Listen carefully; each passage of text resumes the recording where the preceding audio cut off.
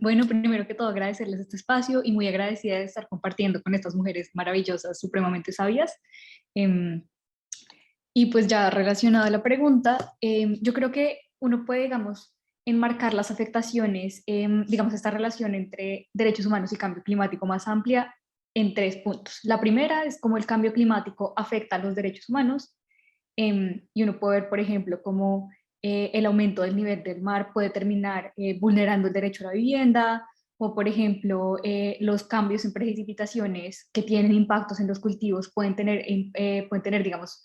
una afectación en el derecho a la alimentación y así subsecuentemente con muchos derechos. No puedo hablar del derecho a la salud con el tema de incremento de enfermedades por aumento de vectores, puedo hablar de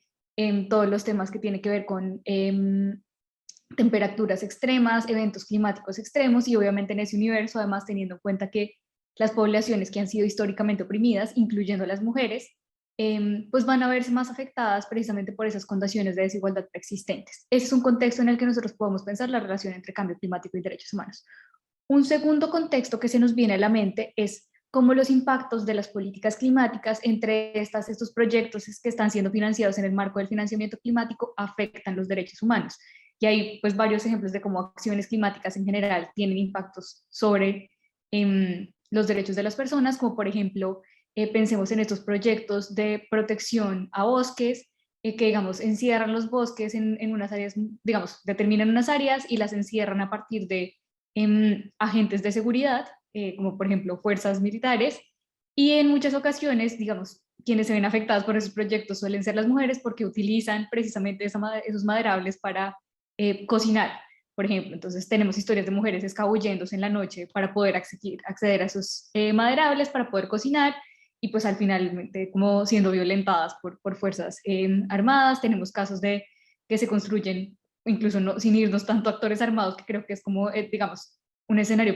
bastante preocupante, pero decir como, no, no solo en esos escenarios hay vulneraciones, sino también, por ejemplo, en la construcción de diques, como estas paredes fuertes, altos, para evitar que cuando sube el nivel del mar entre el agua al pueblo, lo que hacen es que reducen los puntos de contacto de las mujeres con el agua y pueden hacer sus recorridos aún más largos si no hay, digamos, procesos de consultarlas previamente a la construcción de estos espacios, además teniendo en cuenta la cantidad de barreras que tienen las mujeres para participar precisamente en los procesos de desarrollo de estos proyectos y barreras que van desde el proyecto no contemplarlas hasta las desigualdades históricas que hacen que por la división sexual del trabajo, ellas tengan personas a cargo, las cuales no pueden dejar de lado sin un apoyo adicional para participar de los procesos de consulta. Y yo creo que la tercera tiene que ver con las poblaciones históricamente oprimidas, que ya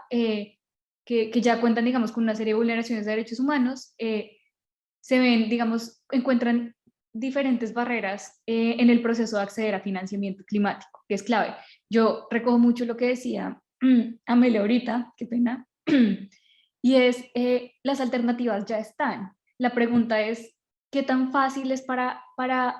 estas organizaciones comunitarias o estas iniciativas que nos invitan a pensar en formas otras de vivir, que son claves en un momento de crisis? ¿Qué tan sencillo es para estas organizaciones encontrar financiamiento para sostenerse y no ir plenamente digamos, de condiciones absolutamente precarias que dificultan, digamos, que el proyecto pueda como expandirse o sostenerse a lo largo del tiempo, especialmente en un contexto de condiciones climáticas cambiantes? Y pienso mucho, por ejemplo, en iniciativas de agroecología, hablando con mujeres, y me decían como, esta iniciativa es como pues es autosostenible, pero estamos preocupados porque estamos teniendo cambios en precipitaciones y ya de repente nuestra iniciativa no sabemos qué tan autosostenible en el tiempo vaya a ser. Y yo creo que estas son como las tres preguntas donde uno piensa derechos humanos. Entonces, siguiendo esa línea, y yo, digamos, pienso financiamiento climático es un tema gigantote, pero yo me lo pienso más como de estas instituciones internacionales de financiamiento climático, como el Fondo Verde para el Clima. Ahí es un poco donde he trabajado y donde puedo dar una perspectiva un poco más detallada. Lo primero es qué iniciativas estamos financiando, ¿sí? ¿Realmente estamos financiando alternativas? Y yo creo que en muchos casos la respuesta es no. Esa es una primera pregunta. Si se quiere realmente tener como fin último la protección de los derechos humanos, tenemos que asegurarnos de que esos proyectos que estamos financiando en efecto brinden reducciones significativas que reduzcan esos impactos del cambio climático que tienen impactos en los derechos humanos. Y eso difícilmente se hace. Y eso radica en muchos puntos. Va desde que haya una votación a conciencia de los proyectos y que se escuche a la sociedad civil. La sociedad civil se ha tomado el trabajo de recoger en múltiples proyectos y decir como, es que este proyecto, por más de que sea de ganadería sostenible, realmente no tiene ningún sentido. Pero pareciera que esa información se omite totalmente. Yo creo que es cómo se votan los proyectos. Lo segundo es, hablemos de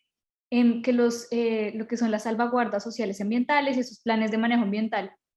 tengan indicadores que realmente puedan traducirse en materia de derechos humanos, es decir, identificar una vulneración de derechos humanos que sabemos que está vinculada al cambio climático, porque tenemos una cantidad de reportes que nos dicen cómo se encuentra ese nexo, y a partir de entender ese nexo, lo pasemos a indicadores mucho más puntuales que nos permitan una evaluación completa. Tercero, que haya una participación real y efectiva de pueblos indígenas, comunidades locales y mujeres y demás poblaciones en estos procesos. Y que cuando decimos real y efectiva es que vemos proyectos que genuinamente se pasan por encima de este factor. Entonces, por ejemplo, en el Fondo Verde para el Clima vemos como todos los países tienen que dar, es una carta de no objeción cuando se va a votar un proyecto que va a ser en su país. Y uno supondría que esta carta de no objeción implica que estos países den un vistazo y digan como, hey, en efecto, esto afecta a mi país, o la evaluación de género genuinamente, no aparece la evaluación de género de Colombia, entonces Colombia debería decir como, en este proyecto no va hasta que no haya una evaluación de género, y aún así los países mandan la carta de no objeción. Eh, y pues finalmente sigue como que hayan en efecto herramientas a nivel de implementación y monitoreo, que haya unas instancias reales desde un enfoque de género, con perspectiva de género y de derechos humanos, que además brinden herramientas o faciliten que haya, digamos, ese diálogo constante con sociedad civil. Pero yo creo que, digamos, en eso radica un poco para mí la perspectiva de derechos humanos, que es no solo que estas organizaciones en efecto tengan salvaguardas vigentes o que tengan un par de observadores, que está bien, es importante, pero es qué votamos, cómo lo votamos, qué alternativas estamos financiando. Yo creo que es una cantidad de cosas inmensa en ese sentido.